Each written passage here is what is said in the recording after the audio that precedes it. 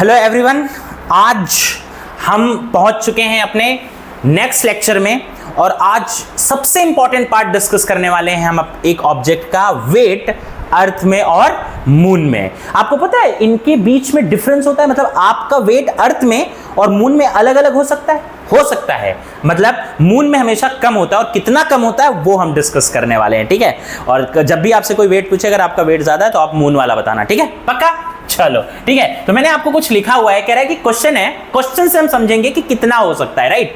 कह रहा है if a person weighs 750 newton, ठीक है, एक इंसान है, मास ऑफ पर्सन या मास ऑफ जो भी इंसान है उसका कितना है m, weight on earth of a person, उसका वेट क्या होता है 750 न्यूटन दिया हुआ है, और वेट ऑन अर्थ क्या होता है mg होता है। m तो चेंज हो नहीं सकता, मास तो कांस्टेंट रहता है, और g क्या है acceleration due to gravity on earth, हमेशा याद रखना, ठीक है, कोई दिक्कत नहीं, बहुत आसान सी चीज है, ठीक है। नेक्स्ट क्वेश्चन में अब क्या है कि how much would be his weight on the moon, मतलब मुझे क्या निकालना है वेट ऑन मून, क्या निकालना है बेटा weight on moon, very good, क्या निकालना है वेट ऑन मून, मतलब WM निकालना है मुझे। अब M तो सेम रहेगा, क्या फर्क पड़ेगा G ऑफ मून, मजेदार चीज है, मजा आएगा, क्योंकि G ही चेंज हो सकती है मून और अर्थ में, मास चेंज नहीं होगा। तो पहले मुझे ये निकालना पड़ेगा GM, क्या निकालना पड़ेगा GM, निकालने की जरूरत नहीं है, हम लोग मस्त ऐसे करेंगे जिससे ये आसानी से कैलकुलेट हो जाए, ठीक है, याद रखो, ध्यान से देखेंगे। दूसरा पहले लिख लेते हैं, आगे बढ़ते हैं क्वेश्चन में, फिर आएंगे इन पे हम।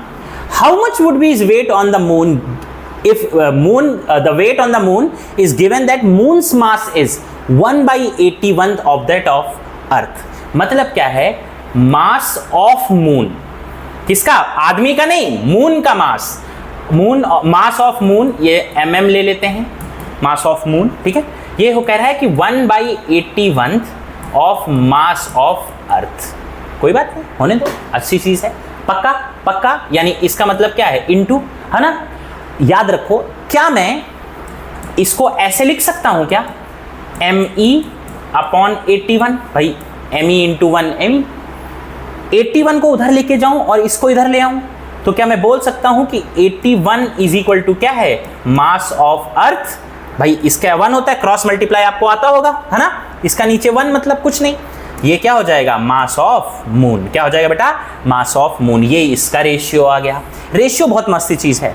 दूसरा क्या कह रहा है कि उसका रेडियस, किसका रेडियस ऑफ मून, क्या बेटा रेडियस ऑफ मून, यानी RM ले लूं तो ये क्या बोल रहा है कि it is 1.37 of that of earth, यानी रेडियस ऑफ अर्थ, समझ में आ गया। सेम चीज 3.7 को उधर ले जाऊं, RM को इधर ले आऊं, तो 3.7 क्या हो जाएगा बेटा RE/RM,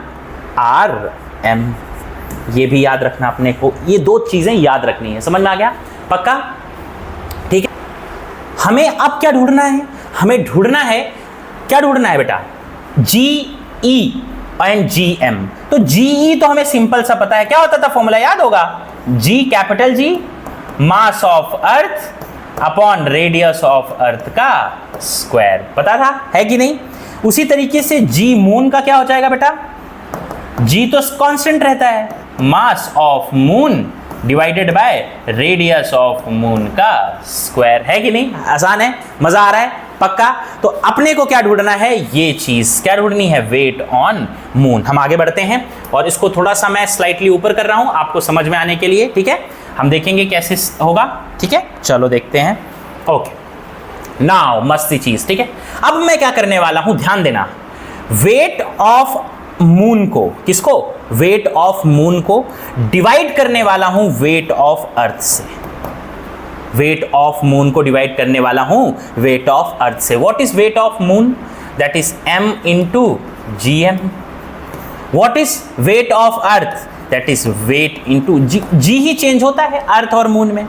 क्या मैं GE की जगह यहां पे ये लिख सकता हूं और GM की जगह ये लिख सकता हूं कि नहीं लिख सकता हूं, हाँ कि ना भाई, अरे लिख सकता हूं कि नहीं, हाँ। तो M into G of moon क्या हो जाएगा G कैपिटल M, है ना, याद रखो, अपॉन क्या हो जाएगा RM का स्क्वायर डिवाइडेड बाय mg क्या हो जाएगा, capital G mass of earth divided by radius of earth का स्क्वायर, है ना। क्या क्या कट जाएगा आपको पता होगा, मैं थोड़ा सा ऊपर ले रहा हूं बार बार, बाद में आप इसको नोट डाउन कर लेना, मैं आपको दे दूंगा, ठीक है। क्या हो जाएगा, कट जाएगा, G और G कट जाएगा, M और M कट गया, है कि नहीं। अब बचा क्या, wait of moon. Wait of moon तो मुझे नहीं पता, लेकिन वेट ऑफ अर्थ जरूर पता है। कितना है वेट ऑफ अर्थ, देखो ध्यान से, याद से जाओ, ध्यान से देखो। वेट ऑफ अर्थ मतलब weight of object on earth कितना है, 750। कितना है बेटा, 750। तो मैं यहां क्या लिख लेता हूं बेटा, 750, ठीक है। बचा क्या, मास ऑफ मून बचा, हाँ कि ना, अपॉन रेडियस ऑफ मून का square divided by mass of earth divided by radius of earth का स्क्वायर, है कि नहीं। अब आपको ये चीज पता है कि नहीं पता, अगर ऐसा कभी कुछ आ जाए तो आप इसको मल्टीप्लाई करते हो और ये ऊपर लेके चले जाते हो कि नहीं चले जाते हो, तो लेके जाएंगे तो क्या हो जाएगा बताओ बेटा, weight of moon upon 750 is equal to क्या हो जाएगा, बताओ। ये चीज ऊपर चली गई तो हो गया मास of moon into radius of earth का क्या हो गया, स्क्वायर। हो गया कि नहीं हो गया, मस्त ही चीज। दूसरा क्या हो गया, यहां पे मल्टीप्लाई, तो ये हो जाएगा रेडियस ऑफ मून का स्क्वायर, ये यही रह गया, और इंटू मास ऑफ अर्थ, क्या रह गया, मास ऑफ अर्थ। समझ में आ गया, मस्त सी चीज, पक्का। अच्छा, क्या मैं, याद रखो, क्या मैं इसको ऐसे लिख सकता हूं, ध्यान देना, मास of moon mass of earth into radius of earth upon radius of moon का स्क्वायर। लिख सकता हूं कि नहीं लिख सकता हूं, ध्यान से देखो, मजेदार चीज है कि नहीं, लिख सकता हूं, बिल्कुल लिख सकता हूं, यानी WM अपॉन 750। समझ में आ गया। फिर हम और चलेंगे, आगे बढ़ेंगे, आप इसको नोट डाउन कर लेते तब तक। तो आप क्या देखते हो, अभी देखेंगे हम देखो हमें क्या क्या दिया हुआ है बेटा, सिंपल सी बात है, मास of earth upon mass of moon का दिया हुआ है, हाँ कि ना। अच्छा एक बात बताओ, अगर ऐसा है तो क्या मैं अगर इसको इधर लेके चला जाऊं, इसको इधर लेके आऊं, तो 81 नीचे आ जाएगा, cross multiply, again cross multiply हो जाएगा, तो क्या हो जाएगा बेटा, मास ऑफ मून डिवाइडेड बाय, ये उधर चला गया, 81 नीचे आ गया और ME नीचे आ गया, तो मास ऑफ अर्थ, क्या मैं इसको लिख सकता हूं 1/81, लिख सकता हूं कि नहीं लिख सकता हूं, आसानी से लिख सकता हूं। तो हमारे पास, अब हम नीचे आएंगे और मस्त सी चीज, मजा आने वाला है।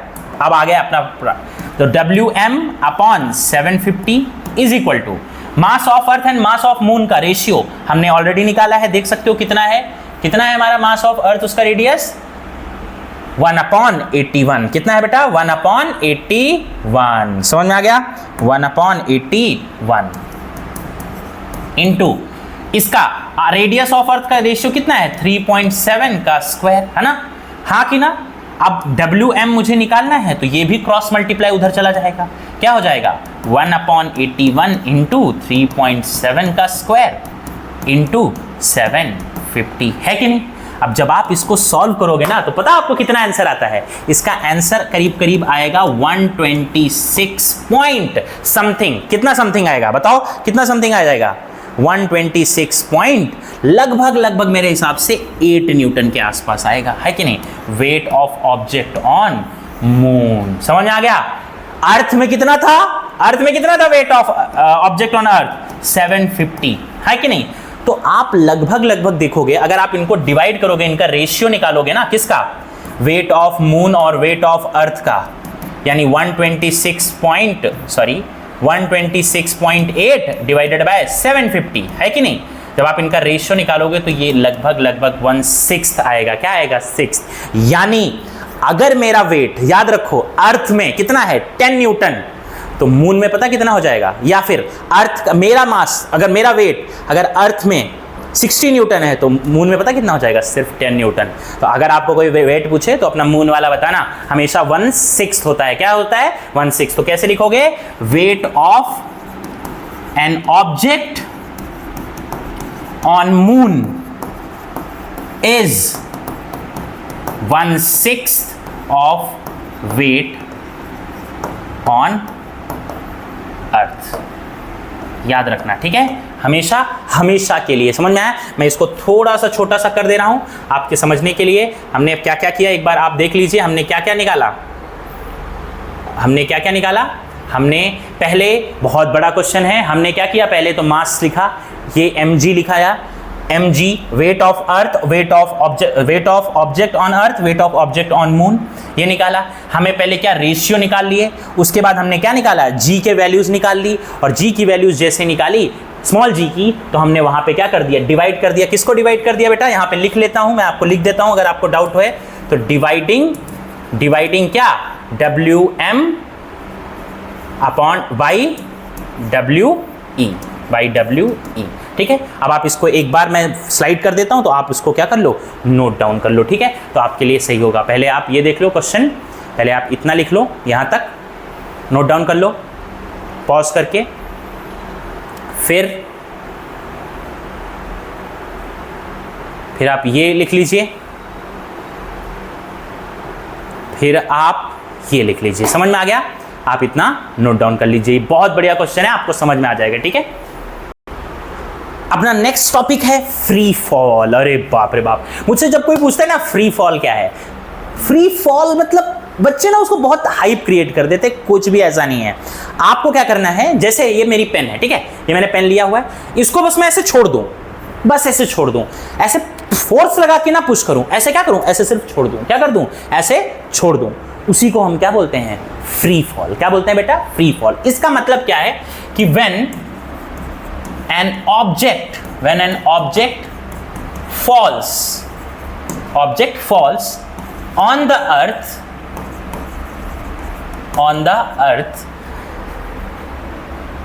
in which only Earth's gravitational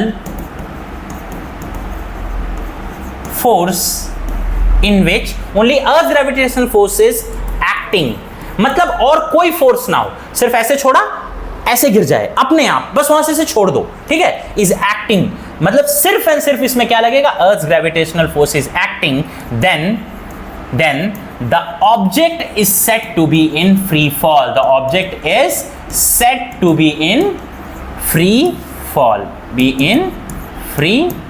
fall. समझ में आ गया, याद रखना हमेशा मजेदार चीज, जब भी कोई ऑब्जेक्ट ऐसे छोड़ा आपने, वो ऐसे एकदम गिरेगा, धीरे धीरे धीरे धीरे धीरे, समझ में आया। कोई भी ऑब्जेक्ट लो, इसको ले लो, ऐसे छूट जाएगा, समझ में आया। अब आप ऑब्जेक्ट लो, अपने हाथ से छोड़ दो, बस फोर्स मत करना, ऐसे मत पुश करना। अगर ऐसे आप धक्का देके पुश करोगे ना, तो इसका मतलब है वो फ्री फॉल नहीं है, समझ में आ गया। तो फ्री फॉल जब ऑब्जेक्ट का होता है, तो क्या होता है, सिर्फ उसमें एक ही फोर्स लगता है, और वो कौन सा है, अर्थ का ग्रेविटेशनल फोर्स, और कुछ नहीं। क्योंकि पता है अर्थ का ग्रेविटेशनल फोर्स क्या है, जब ऑब्जेक्ट अपनी तरफ खींचता है तो क्या हो जाता है, वो ऑब्जेक्ट क्या होता है, उसी की तरफ जाता है। समझ में आया कि नहीं आया, इसको नोट डाउन कर लो।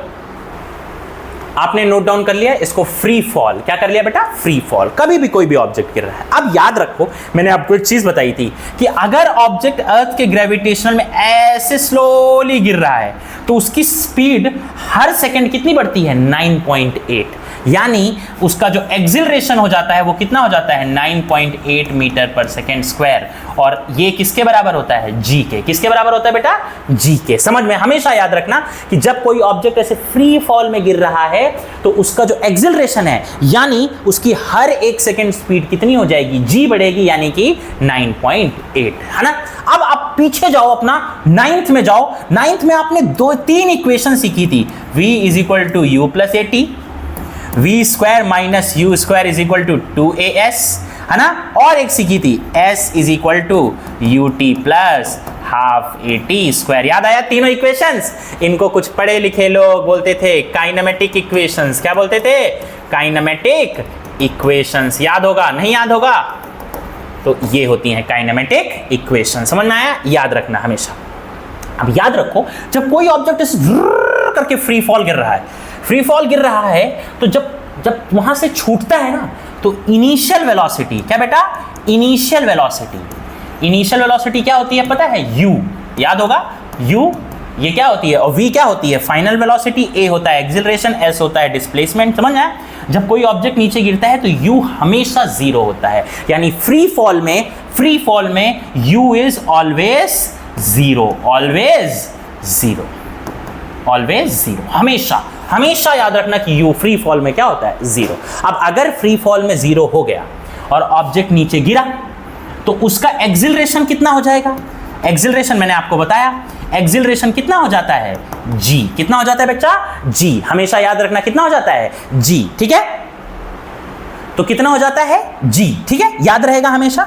तो अब मैं इस इक्वेशन को अगर फिर से लिखना चाहूं फ्री फॉल के रेस्पेक्ट में, कहां पे, फ्री फॉल के रेस्पेक्ट में, फ्री फॉल के समय ये रिएक्शंस, ये इक्वेशंस कैसी हो जाती हैं पता है आपको, ध्यान से देखेंगे।